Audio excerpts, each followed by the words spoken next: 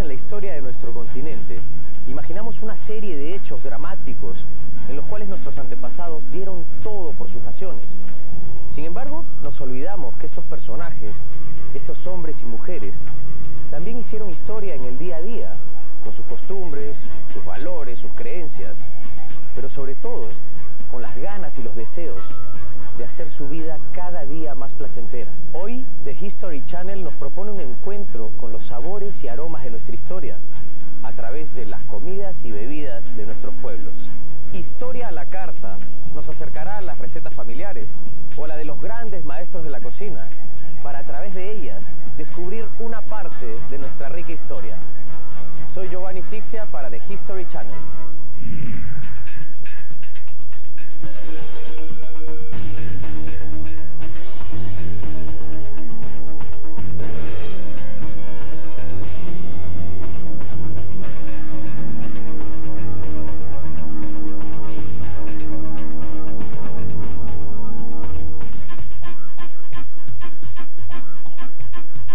Nos encontramos en Lima, capital del Perú. La ciudad de Lima está bañada por las aguas del Océano Pacífico y se extiende hasta el puerto del Callao. La gastronomía peruana es una de las más completas y variadas del mundo, ya que integra sabores de 4 continentes y ofrece una gran variedad de platos típicos en constante evolución. El 23 de marzo del año 2004, el ceviche, plato tradicional peruano, se convierte en patrimonio cultural del país.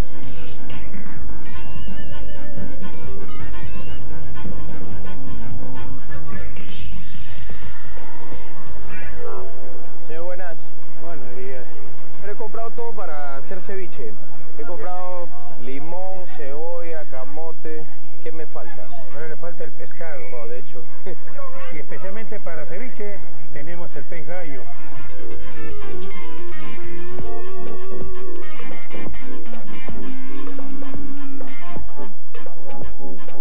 Mucho gusto. Gracias. Vengan ustedes siempre acá, bienvenidos serán. Gracias, hasta luego. Seguí para allá.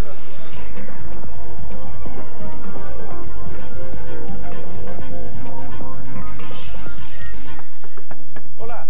Bienvenido, querido Giovanni, ¿cómo estás? Gracias, muy bien, muy bien. ¿Qué tal te fue con la compra? Excelente. Aquí está todo lo que se necesita, creo. Un gran ceviche vamos a hacer. Uy, qué bueno. Vamos. Vamos a ver. Pescados.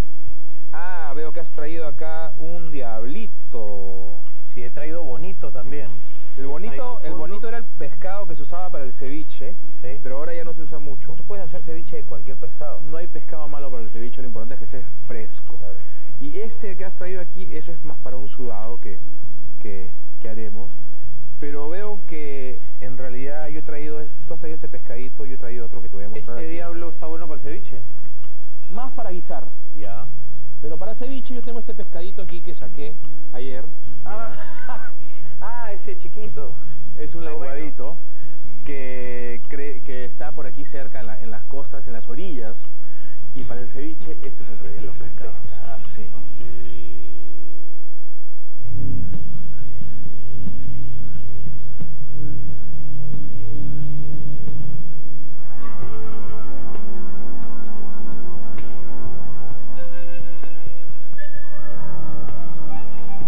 El origen del nombre, pues hay una serie de discusiones al respecto. Pedro Villar Córdoba piensa que pueda ser de origen aymara, porque hay una flor así llamada por los aymaras, el limaj. Sin embargo, se considera que puede ser una voz de origen quechua, la palabra rimac, que significa el que habla. Bueno, hay que tener en cuenta que los antiguos pobladores del Perú eran panteístas en cuanto a su forma de mirar el mundo, o sea, tenían una religión panteísta, adoraban a los cerros, que eran los sapus, que eran fundamentales, dirigían la vida de la nación, adoraban a la tierra, y los alimentos eran ofrendas que se le daba a estos dioses, a estas figuras. Sobre la leyenda del origen del imperio de los incas, quizá la más conocida leyenda, que es la leyenda de los hermanos Ayar, que surgieron de la zona de Pacaritambo, de un cerro, el cerro Tamputoco o Tambotoco.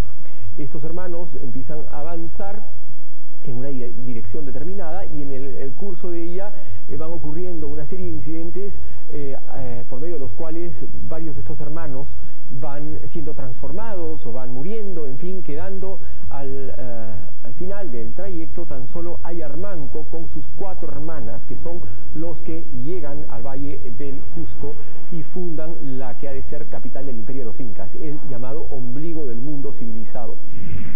La cultura inca se ubica aproximadamente a partir de del año 1400 después de Cristo. Lo importante de esta cultura, por eso se le llama imperio, es que agrupa y unifica a muchas otras poblaciones que habían estado, digamos, bastante autónomas. Los incas tenían un gran manejo de la agricultura porque extendieron todo lo que era cultivos de una manera considerable con este sistema de andenes que seguramente debe haber sido usado anteriormente, pero ellos lo potenciaron, entonces aprovecharon mucho lo que era la tierra.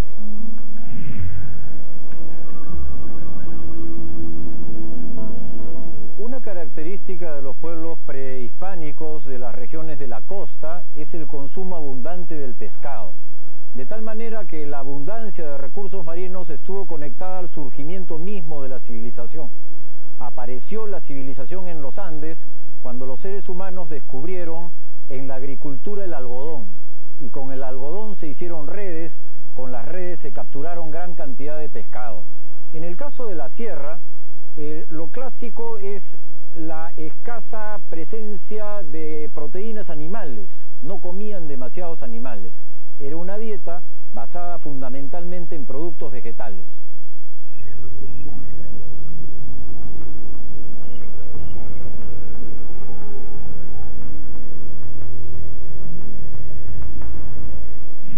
Vamos haciendo algunas cositas que podemos hacer antes, ¿te parece? Tenemos el choclo, por ejemplo, mira este choclo espectacular. Oye, dime, este choclo es único aquí porque tiene un grano bastante grande, ¿no? No lo he visto en otra parte. O sea, choclos hay en todo el mundo, nace aquí en México, pero el grano este que hay aquí, que viene del Valle Sagrado de los Incas, mira, ¿no? Es increíble, estamos en plena temporada. Y luego la cebolla sí hay que cortarla antes. ¿Por qué la tienes remojada en agua? Porque es una cebolla, tiene un carácter importante, la cebolla morada del Perú. La cebolla no es originaria del mundo andino, pero esta cebolla ya es hija de la que trajeron aquí originalmente y es de aquí, pues es peruana y es un color morado, tiene un aroma increíble. ¿No te hace llorar? Bueno, a mí me gusta llorar, ¿eh? No importa, es bueno para desahogarse. Si la idea es cortarla, ¿ves? Muy delgada. ¿Sí? Ajá. Y la dejamos en el hielo, como acá avanzado un poquito para que quede crujiente, ¿ves? Cuenta Pedro Pizarro cómo comía el inca, y la descripción es más o menos así. En primer lugar, comía con los dedos. En segundo lugar, eran sirvientes que le traían platillos. No comía un gran plato de comida hasta hartarse de él. Comía bocaditos de un plato, otro bocadito de otro plato, le iban trayendo diversas delicateces. Una leyenda afirma que las precauciones del Inca para evitar ser atacado por brujos que quisieran su daño era no beber del mismo vaso, tomar mucho cuidado con no repetir los alimentos en el mismo plato, es decir, un ascetismo y una higiene muy particular, sobre todo, que estaba fundada en el miedo a ser envenenado. Oye, Gastón, veo aquí que también hay ceviche de pato. Yo pensé que solo se hacía de pescado. Bueno, en realidad en el Perú hay cientos de ceviches. La receta, es decir, la fórmula es casi siempre la misma. Lo que cambia son los ajíes y los pescados. Y las guarniciones también. En el norte, por ejemplo, lo acompañan con frijoles, unos frijolitos pequeños y hasta una rodaja de tomate incluso le ponen. Pero en el sur, en Lima, lo hacemos simplemente con cebolla, con camote, choclo y el ají limo, ¿no? El ceviche caliente, que es el que tú dices que es el ceviche de pato, es como le llaman en realidad a un guiso que le ponen bastante limón o incluso en algunos casos naranja agria, que se le llama ceviche de pato por esta condición cítrica que tiene el plato, ¿no? Pero en realidad el ceviche es la fórmula de marinar pescado, sea cual sea el pescado, dependiendo de del lugar donde estés, con limón, con ají y con la cebolla roja, ¿no?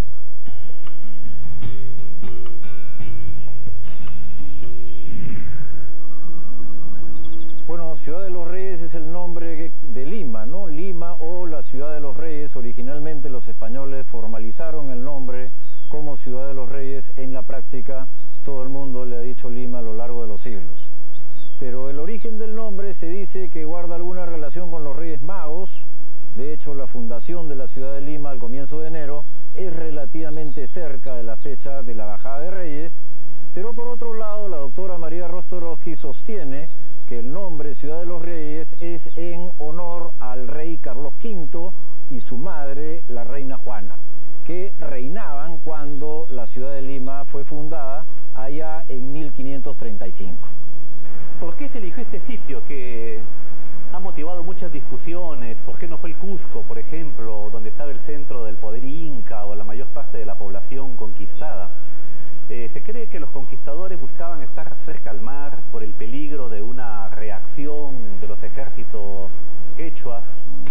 Un millonario norteamericano, allá por los años 20, Mr. Ramsey, construyó una estatua que representa al conquistador. Es una estatua no figurativa, sino expresionista. No tiene la indumentaria del conquistador, parece más un caballero medieval. Fue instalada originalmente junto a la catedral. Sin embargo, fue una estatua muy controvertida. Siempre hubo en el Perú círculos de intelectuales, de ciudadanos, que consideraban que era ofensivo para la nación peruana que la estatua del conquistador español estuviera en un lugar demasiado simbólico. Por eso es que es una estatua errante. Ha sido movida 3 o 4 veces hasta encontrar su actual ubicación en un extremo del centro de la ciudad.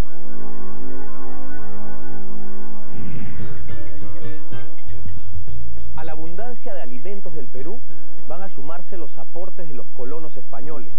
A partir del virreinato empieza el mestizaje y con este se va a demostrar a través de sus bebidas y comidas que aún a pesar de las diferencias de ambos pueblos existe algo en común: el placer por la buena mesa. A partir de este mestizaje aparece el ceviche y con él una serie de controversias. Cuando volvamos de la pausa vamos a ver todos los debates que se han creado a partir de su nombre, su origen y su forma de escribirlo.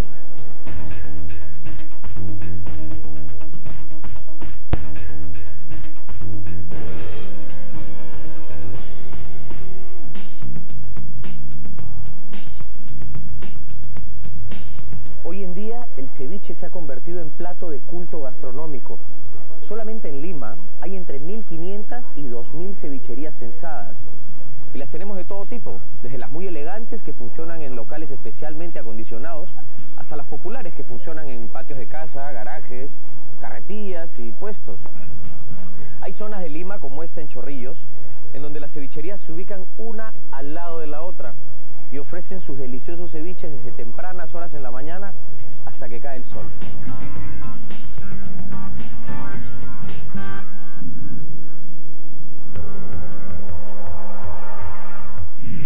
El ceviche es un plato que sí es un plato ya colonial, ¿no? La primera referencia al ceviche se encuentra en una canción que hace José de la Torre Ugarte y José Bernardo Alcedo, que son los compositores del himno nacional peruano, que es una canción a la chicha, que es previa a esta revolución que fue la República, ¿no? Ahí se hace una alusión al ceviche con el rico ají. La mujer española llega al Perú al poco tiempo de la conquista. Llegan como concubinas, luego mujeres de los conquistadores iniciales. Esta mujer contribuye en la cocina indiscutiblemente, como lo hiciera la mujer indígena y como lo habría de hacer la mujer de procedencia africana, trayendo, digamos, costumbres diversas, como en el caso de la mujer española, el empleo del zumo de naranja, ¿no? Incluso en el sazonado del ceviche, que le hubo de dar un gusto muy particular, tanto a ese plato como a muchos más. La conquista fue brutal en todos los sentidos, como es cualquier enfrentamiento entre dos pueblos, en este caso entre dos civilizaciones.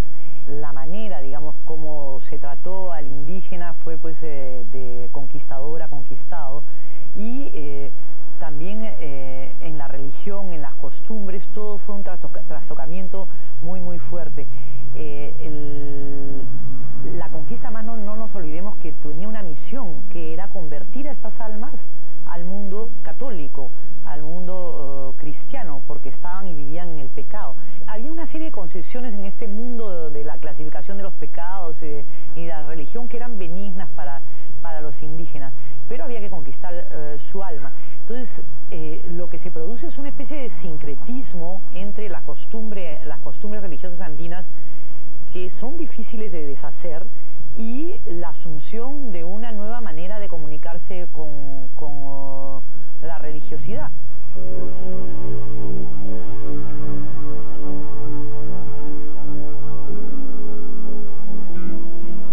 Bueno, las murallas de Lima fueron construidas en el último tercio del siglo XVII, durante el gobierno del virrey Duque de la Palata. Toda muralla se construye por motivo de defensa. La pregunta es, ¿de qué se debía defender Lima? Una de las razones era un posible desembarco, un posible ataque desde el Callao de algún pirata, de algún corsario. Las murallas duraron en Lima aproximadamente 2 siglos. En la década de 1870, es decir, a finales casi del siglo XIX, el gobierno del presidente Balta decidió derrumbar las murallas, pues ya no tenían una razón de ser importante. Además, impedían el crecimiento de la ciudad. Hoy esta zona es una de las pocas que conserva los fragmentos de la muralla de Lima. En cada plato de la cocina peruana existe un mestizaje, una fusión, en donde desde el punto de vista de ingredientes hay este encuentro de Europa y América, y desde el punto de vista de sabores está también ya las influencias africana, italiana, china, japonesa, ¿no? Es la suma de estas cosas que la hace tan rica, ¿no? Y tan actual a la cocina del Perú. O sea que ese limoncito chiquito, característico, no es peruano, es de España, viene de España. Lo que pasa es que ya hoy día podemos decir que sí es peruano, ¿no? Porque ya esta cebolla, por ejemplo, ¿no? La cebolla original, la europea, se planta en el Perú y se va adaptando al entorno. Y cambia. Y aparece esta cebolla roja, que hay una cebolla roja obviamente en Europa también, pero esta cebolla roja de este tamaño, con este aroma, con este sabor, ya es la típica cebolla peruana, ¿no? Según Roger Vendezuneira, por el año 1600, durante las fiestas, los indígenas se burlaban de los españoles. En un mismo plato ponían una especie de locro de atago y un poco de trigo, y afirmaban que los dos eran iguales. Los platos de la culinaria en la época colonial combinaban tanto los tubérculos o plantas indígenas como las de influencia española. Y era muy común poner en un mismo plato el trigo, por ejemplo, de origen español, y hierbas peruanas, podría ser el atago o el huacatay. De esto nace la costumbre tan peruana, generalizada, sobre todo en la sierra, del combinado, que se refiere a esta práctica de mezclar alimentos de diversos orígenes en un mismo plato.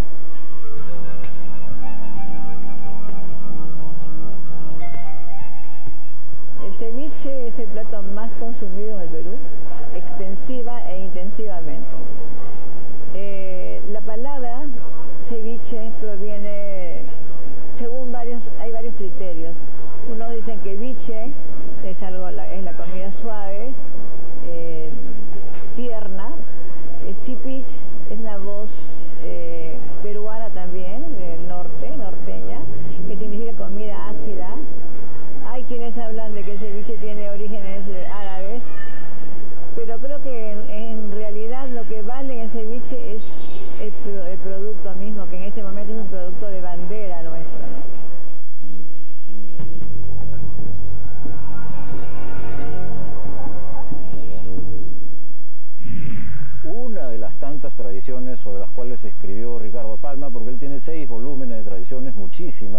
una de las tantas, refiere esta historia donde el ceviche es un pequeño protagonista, porque se trata de cómo los jesuitas obtuvieron una hacienda que originalmente había sido legada por un particular a la orden de los paulinos, pero incluía una disposición testamentaria según la cual los paulinos no podían comer nada, debían estar en ayunas hasta determinado momento. Y fueron los jesuitas quienes les enviaron un ceviche a través de una estratagema, los engañaron, alguien pecó y gracias a ello se violó la disposición testamentaria y la hacienda pasó a manos de los jesuitas. ¿Hay algún pescado que de ninguna manera sería para ceviche? Mira, es un tema de técnica, ¿no? Quizás el congrio no, porque es un pescado que tiene la fibra un poquito cerrada, ¿no? Entonces, eso evita que penetre el jugo de la salsa, ¿no? Claro, pero estos pescados son pescados de roca que funcionan para el ceviche. La pintadilla, que es este de aquí, esa pintadilla grandota, para el ceviche también funciona, pero estos pescados de roca tienen sustancia, ¿no? Entonces tienen cartílagos, tienen huesos, y detrás de todo eso hay mucho sabor como para el sudado que vamos a preparar. Ese pescado del diablo es un travieso, ¿eh? Es el bandido del mar. Le dirán diablo por la cara de demonio que tiene. Sí, es un travieso ese pescadito. Bueno, ya estamos listos, ¿eh? ¿Qué hacemos? Hay que relajarse un poco. ¿Qué te parece si nos tomamos un chilcanito? Eso abre el apetito, ¿no? Así es. ¿Más? Vamos. Vamos.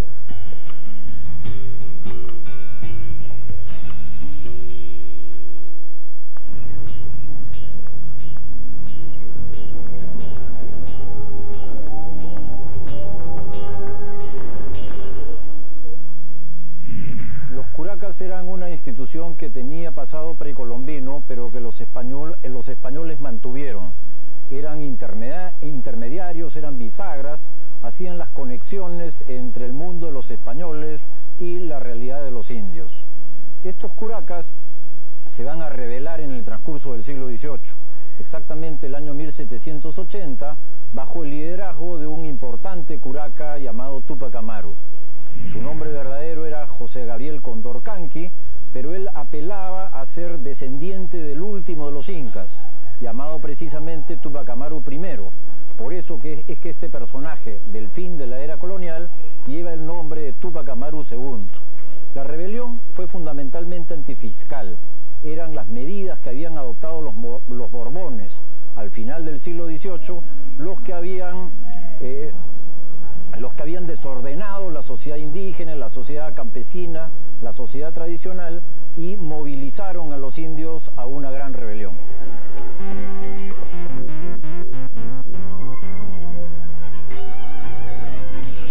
El Perú cuenta con 8 regiones naturales que van desde el nivel del mar hasta los 6.768 metros de altura. Nieve, valles, ríos, cada región aporta vegetales, legumbres, raíces, tubérculos, especies, hortalizas y frutas.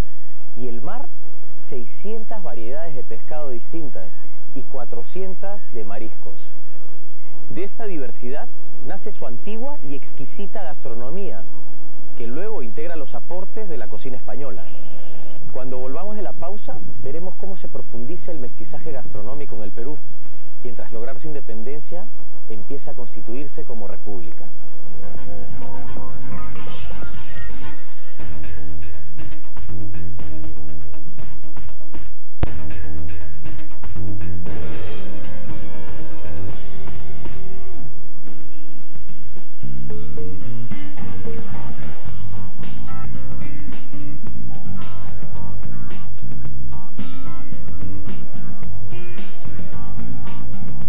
La cocina española que llega a estas tierras trae bebidas y platos que son resultado del mestizaje con las culturas romana, griega y árabe. Los visitantes que llegaron a Lima a comienzos del siglo XIX quedaron sorprendidos con la cantidad de productos autóctonos y con los productos de este mestizaje gastronómico.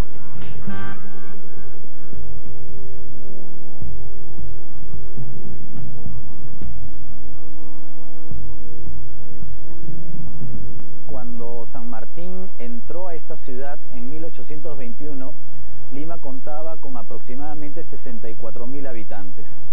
Luego de la independencia, la población decreció un poco con la crisis porque hubo una especie de ruralización de la población y Lima, a nivel demográfico, empezó a recuperarse aproximadamente hacia 1850 con la bonanza económica debido a la venta del guano o del excremento de las islas que se exportaba a los campos europeos. El crecimiento de la capital implica también el abastecimiento. Es por eso que el presidente Castilla, en 1852, inauguró el nuevo mercado de abastos o el mercado central de Lima, que se ubica actualmente en los barrios altos. Y los viajeros que lo visitaban se quedaron asombrados por la cantidad de artículos, de insumos alimenticios que podían encontrar en él.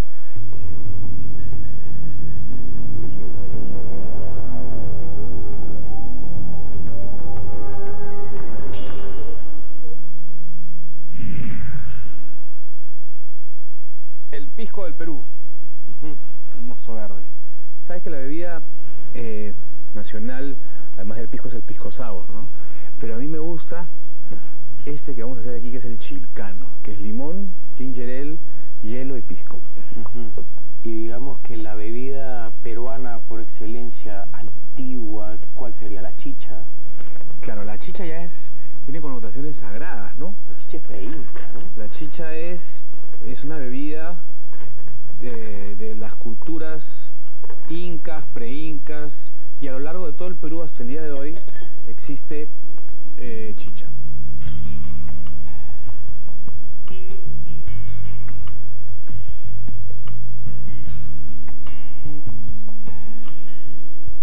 Esta connotación sagrada de la chicha, ¿no? Que hasta el día de hoy tú vas en los Andes y encuentras esta relación que tienen con la chicha.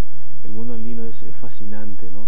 Los mochicas, por ejemplo, en el norte, le rinden un culto hasta el día de hoy a la chicha. Es tan importante la chicha para sus vidas, digamos, no solamente en la cocina, sino como parte de su vida. Es fantástico.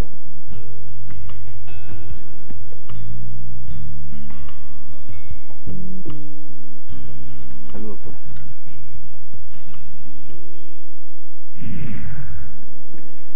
La chicha es la bebida prehispánica por excelencia. Era una bebida, y era una bebida ritual que se utilizaba en todas las celebraciones importantes, y también era la bebida de las fiestas. Era la cerveza, si se quiere decir. Es maíz fermentado y tenía depósitos especializados para fermentar la chicha. Y la más apreciada aparentemente era la del maíz, hecha con el maíz del Valle Sagrado, que es un maíz que tiene mucha calidad. El cronista Guamán Poma tiene una iconografía muy ilustrativa donde habla de las borracheras de los indios.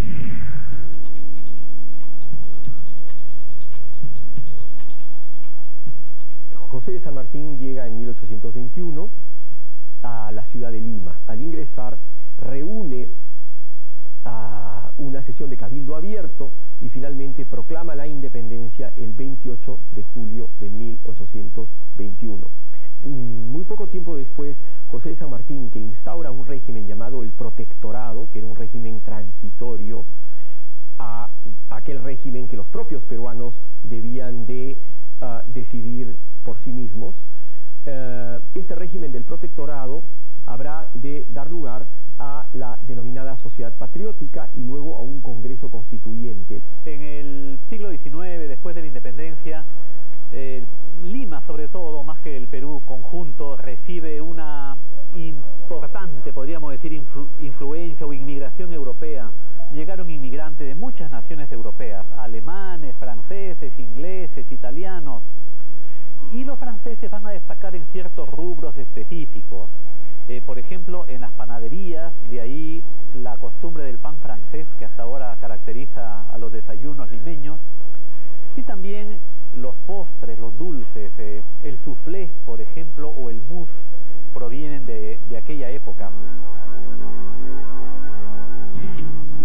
Y así como está, lo tenemos que meter al horno, porque sí, hay varias cosas ahí que yo me comería crudas, ¿eh? Ah, sí. Se puede, ¿no? A ver, vamos a ver. si es verdad lo que dices. ¿Qué es eso? Esta es una concha de abanico, o vieira, o sion, le llaman en otros lugares. Vamos a ver si es verdad. De todas maneras, para adentro. Tal cual. Pero, ¿cómo entra esto? Está por acá.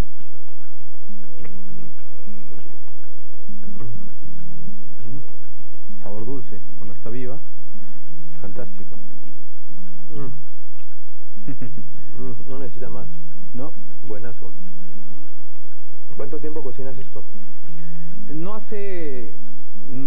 hay forma de decir cuánto tiempo se cocina, ¿no? Vamos a hacer un lujo que es hacerlo en horno de leña, pero el pescado tiene que estar en su punto, ¿no? No puede pasarse tampoco. Y nada, es acompañarlo con un buen vinito. ¿Con un vino? ¿O con una cerveza? Dime, yo cuando voy a una cevichería y voy a comer un sudado, me tomo antes una leche de tigre, para no extrañar el ceviche. La leche de tigre, es interesante. Parece que tú conocieras mis secretos. ¿Sí? Porque la leche de tigre, que es el jugo del ceviche, ¿no? Y que lleva el limón, el ají, el culantro, en algunos casos, en otros casos ajo, etcétera, es lo ideal para la resaca, por ejemplo, para tomártela, que tengo un poquito. ¿Por qué tengo un poquito aquí? Porque yo le echo la leche de tigre al sudado, un poquito, para que le dé un golpe de... Pero echas la leche de tigre antes de cocinarlo. Un poco antes y al final también un poquito para que le dé una acidez rica, como escribir limón, un guiso, pero con leche de tigre queda más rico todavía. Claro. La leche de tigre es el juguito del ceviche. Lo que pasa es que es muy rico, entonces se ha aislado y se toma en vasitos. Y es, digamos, cuando sobra, uno puede ser tomado como mala educación, pero no suele tomar el plato y sorber el resto del jugo de la leche de tigre que queda. Como es blanquinoso, blanco, le han dado el nombre de leche, y de tigre imagino porque hay esta idea de que el ceviche, los pescados, los mariscos son afrodisíacos, y el tigre parece ser un símbolo afrodisíaco superior.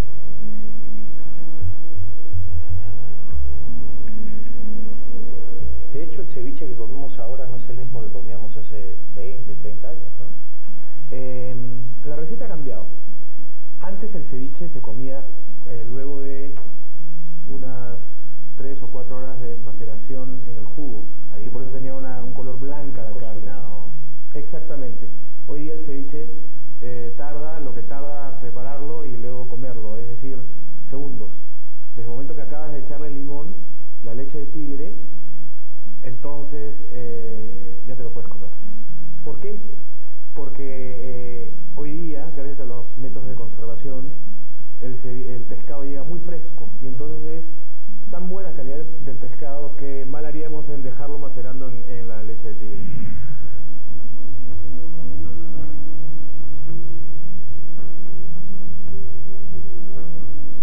En el transcurso del siglo XIX, en medio de la era del guano, hubo necesidad de mano de obra. Se liberaron a los esclavos y para ello se recurrió a un expediente curioso. Se importaron chinos desde la lejana Macao. Fue una inmigración muy considerable para la época, 8 a 10% de la población de la región donde llegaron. Influyó fuertemente sobre las costumbres, sobre todo sobre las culinarias.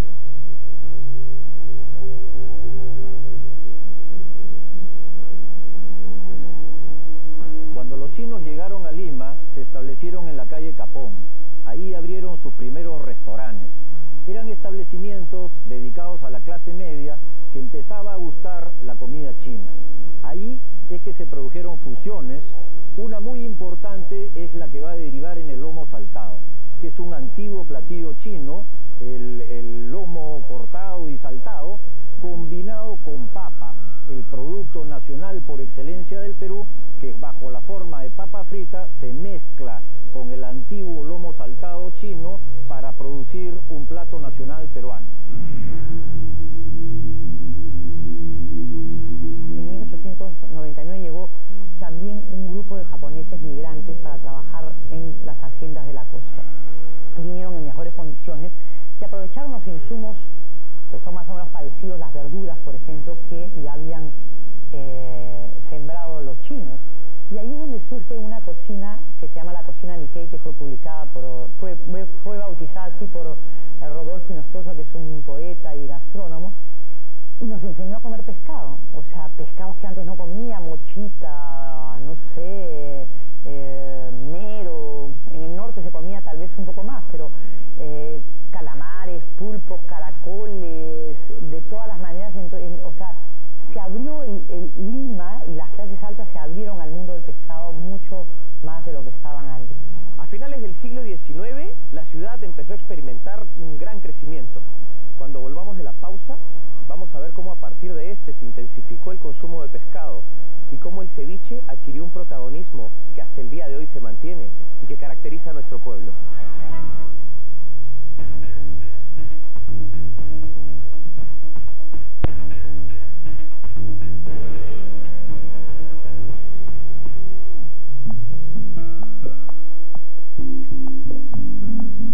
El Puente de los Suspiros. Aquí, nuestra querida compositora Chabuca Granda compuso una de sus más bellas y famosas canciones en 1960. Chabuca fue adoptada por este distrito.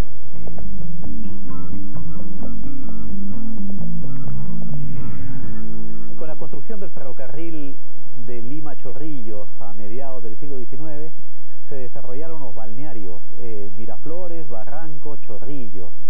Aquí se asentó la colonia europea de Lima, que gustaba de vivir al lado del mar, y se llenó de casonas de estilo europeo, y en el año de 1876 se construyó este puente de madera para unir las dos riberas de la quebrada que conduce hasta el mar, el llamado Puente de los Suspiros. En el año 1921 fue reconstruido en la forma que actualmente tiene, y cuenta una leyenda que si uno lo cruza sin respirar, se cumplirá el deseo que tiene.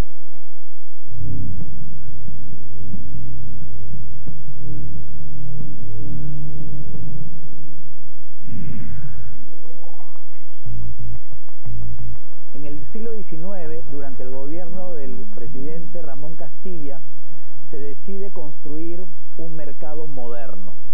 Eso fue en el año 1852.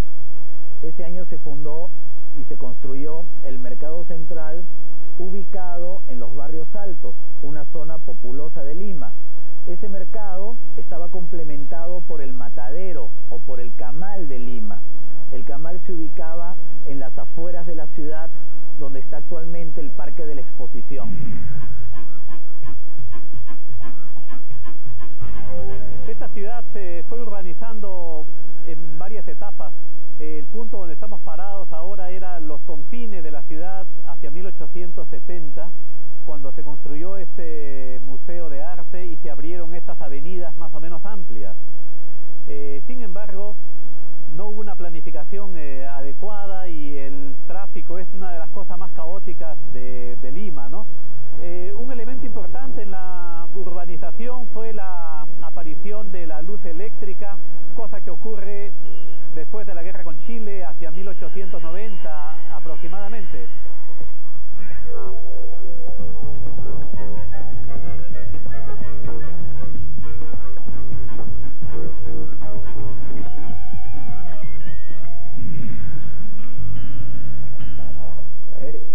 ¿Ese corte que vas a hacer es el ideal para el ceviche? En cubos, que ahora te voy a mostrar. Un ceviche, cubos relativamente grandes, para sentir la textura de un pescado tan perfecto como este, digamos, ¿no? Que tiene exactamente, ¿ves? Y el pescado que lo cortas así como en tiras. Hay dos cosas. Hay un pescado en el norte, un ceviche, hay un ceviche en el norte, que en Trujillo, que cortan el pescado como bistecitos, como filetitos, ¿ves? Así. Entonces, ese es el ceviche norteño. Y luego está el tiradito. Claro. El tiradito, que es, digamos, los japoneses tienen el sashimi, los italianos tienen el carpaccio, los peruanos tenemos el tiradito, que es cortar en tiras, de ahí el nombre. Sobre el origen del tiradito hay una serie de versiones. El tiradito es una especie de primo del ceviche. Es un pescado más finamente cortado, una suerte de laminado. Lo cierto es que hay quienes sostienen que el tiradito habría tenido su origen más bien en los cocineros japoneses, llegados al Perú en oleadas sucesivas a partir de aproximadamente 1899. En la década de 1920, durante el gobierno del presidente Augusto B. Leguía, que duró 11 años, por eso nosotros le llamamos el oncenio, Lima pasó por su transformación urbana más importante. Y justo esa década coincidió con las celebraciones del primer centenario de la independencia en el año 1921. Esa fue la ocasión para que tanto el Estado como el sector privado hicieron una serie de obras que le cambiaron el rostro a la ciudad. El gobierno de Leguía realizó una serie de edificios nuevos o remodeló edificios, por ejemplo, el Palacio de Gobierno. Previa a las celebraciones del centenario, un incendio muy sospechoso dañó severamente el palacio. Entonces el presidente Leguía decidió reformarlo con el estilo francés que vemos ahora. ¿Qué tal cantidad de papas distintas, no?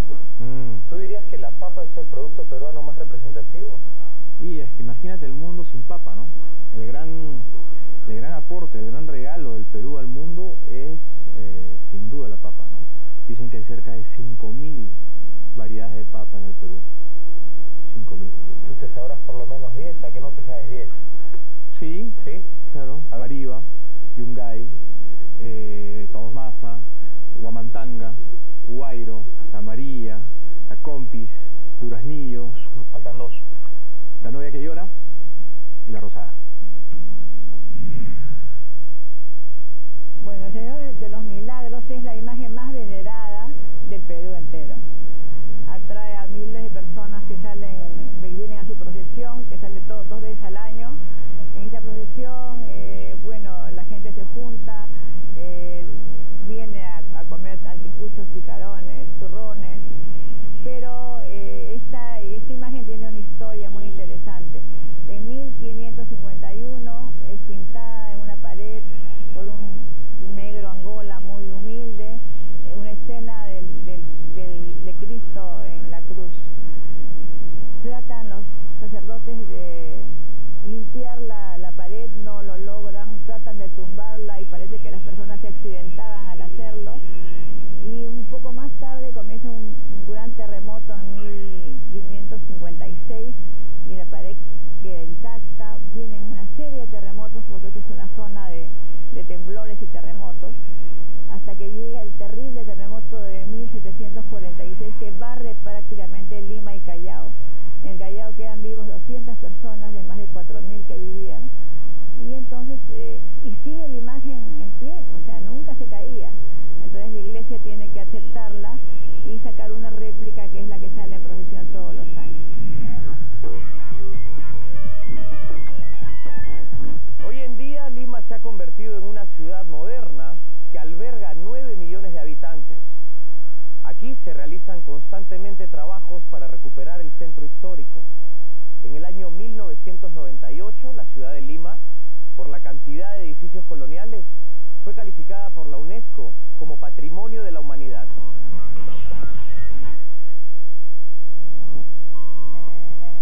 Uf. ¡Ah! Listo, qué bueno se ve esto. ¿Qué tal? Entonces, ¿qué tenemos para la cena? Ceviche de lenguado, sudado de todos los pescados y mariscos del Pacífico peruano. Y después de comer eso, el cuerpo como que se revitaliza. Ah, eso ya depende de cada uno, ¿no? ¿Ah, sí? Oye, creo que llegaron los invitados. ¿Verdad? Voy a abrirlo.